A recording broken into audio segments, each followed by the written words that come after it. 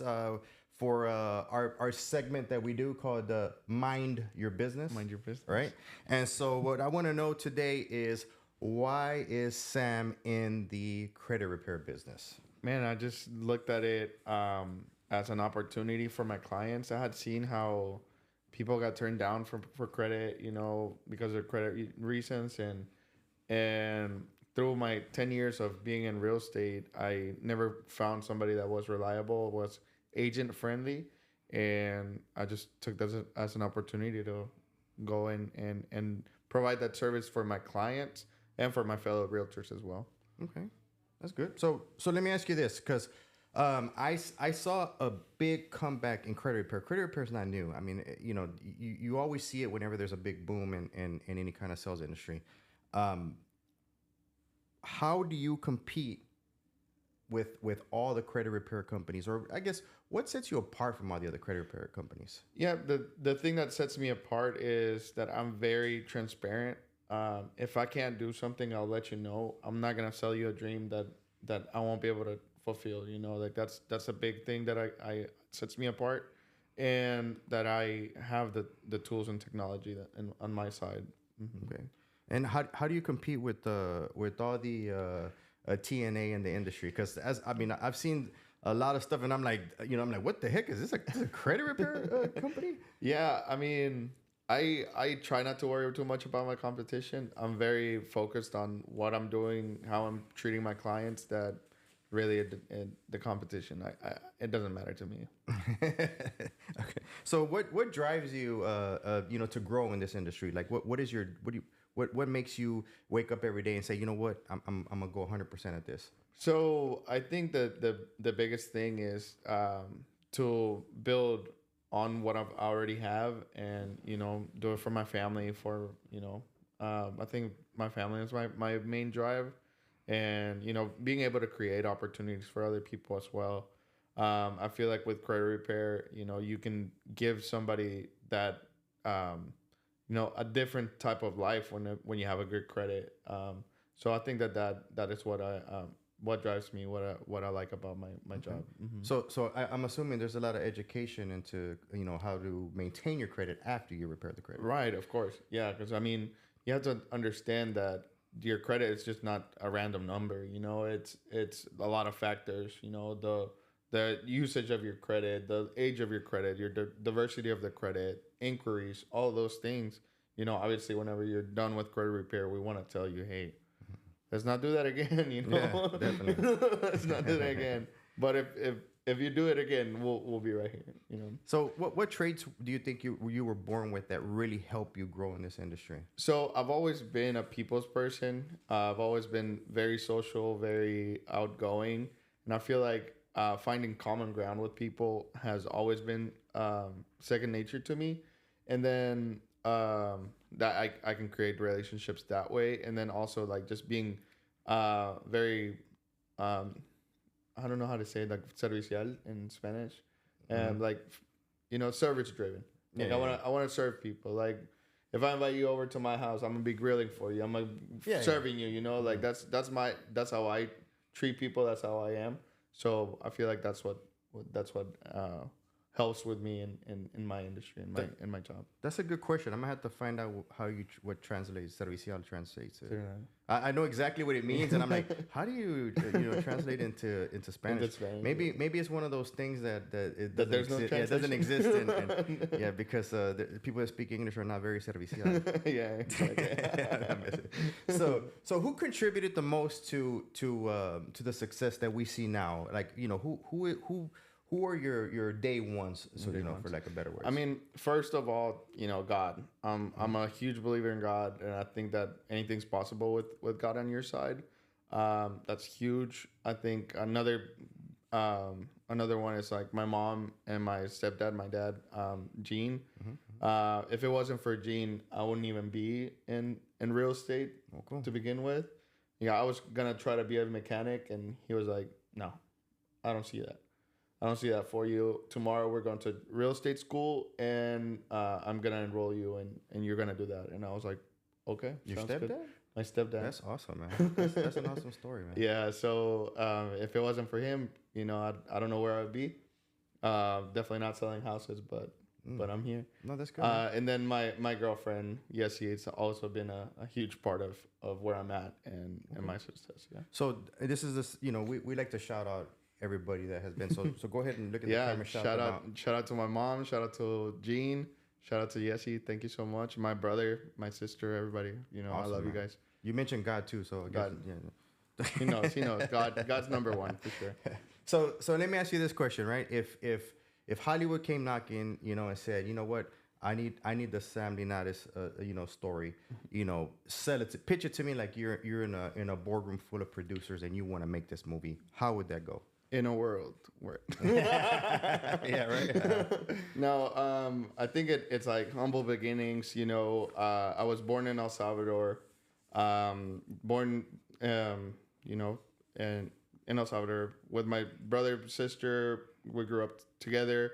My mom raised us by herself, pretty much. You know, I helped with family and stuff, but my dad wasn't really around, and yeah, having to go through that, you know, single mother, no job, going through everything to provide for us, and being able to get to a private school in El Salvador that helped us learn English whenever we were growing up. And then from there, you know, my mom married my stepdad, my dad, I call him now,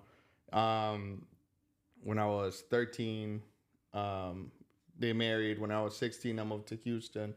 And then that part of the story, you know, where, you know, I was able to have the suburban lifestyle here in Houston. You know, like I was completely culture shock, but I was able to do a lot of things that regular teenagers get to do here in the States. And, you know, it was just like a complete, like, change of worlds, really, you know? Yeah. So yeah. And then the fact that my stepdad, you know, I can like see it, right? Like the story is like, oh, I'm going to be a mechanic. That's what I want to do. And then him being like, no, you're gonna do real estate, and then becoming, you know, who I am now.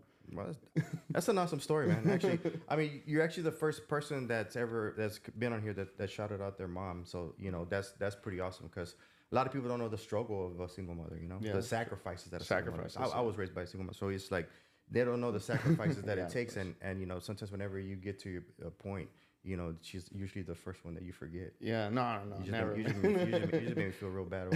Nah, man, you I'm can't feel bad. I know that. Your mom. I'm gonna shout out my mom right now, dude. Say, hey, mom, thanks, I appreciate it.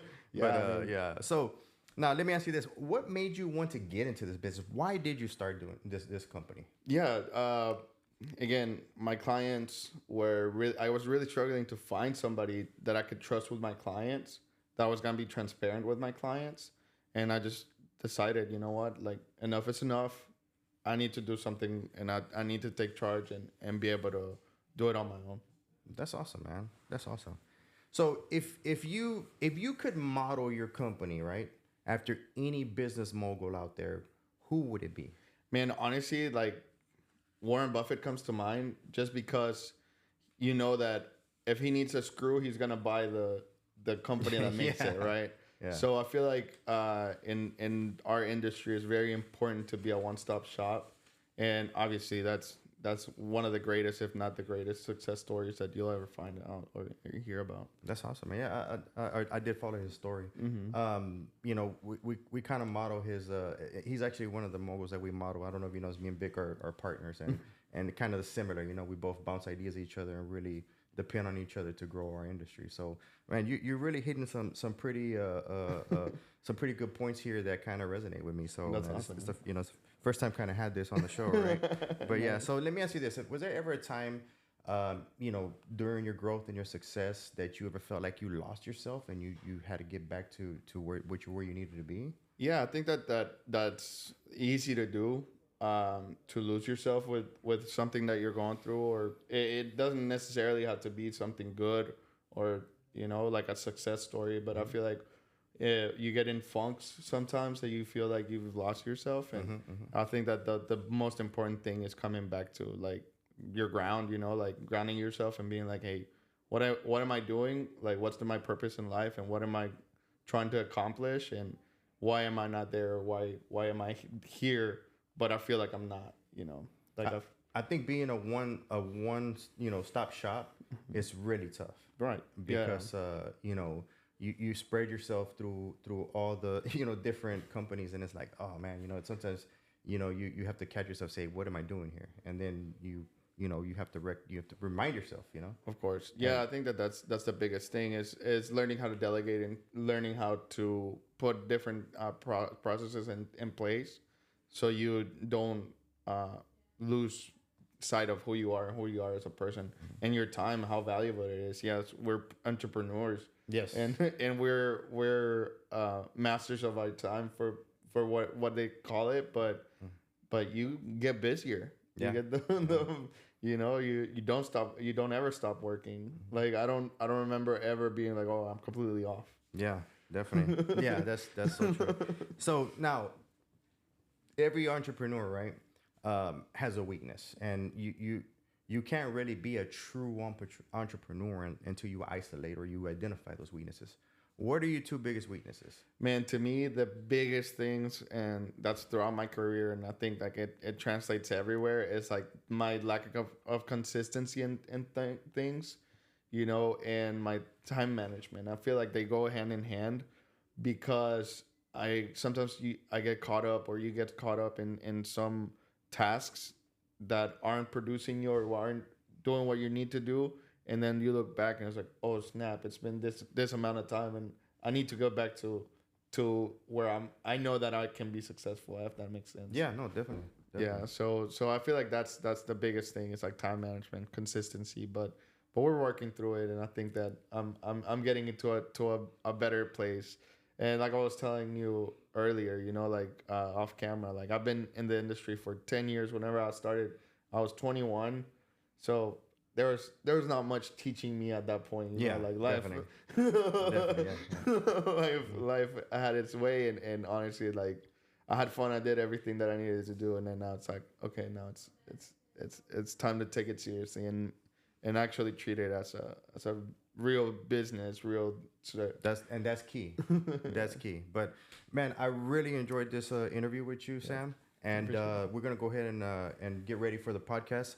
Go ahead and look at that camera, and let us know where name of your company, where we can find you, and sign out. Yeah, thank you so much for having me. It's been a blast. I really liked the interview. But yeah, you can find me on Instagram. My username is Sam Linares, and my company name is More Credit Solutions. And we're also on Instagram as MOR3 Credit. That's where you can find us. Reach out to us. Awesome. All right, man. We're gonna get ready for this podcast. We'll see you next time. All right, thank you.